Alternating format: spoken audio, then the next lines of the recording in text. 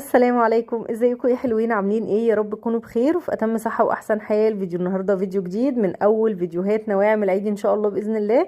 ان شاء الله نعمل النهارده مع بعض الكحك، وان شاء الله الفيديو يكون حلو ولذيذ وخفيف كده ان شاء الله باذن الله على قلبكم.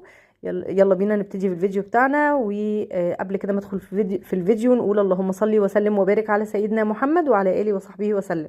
اهلا بالحلوين اللي دخلوا معايا على القناه جداد، اهلا بيكم، نورتوا القناه وزدتوا ليا اخ واخت. يا رب دايما المحتوى يعجبكم وتكون الفيديوهات خفيفه على قلبكم ان شاء الله باذن الله.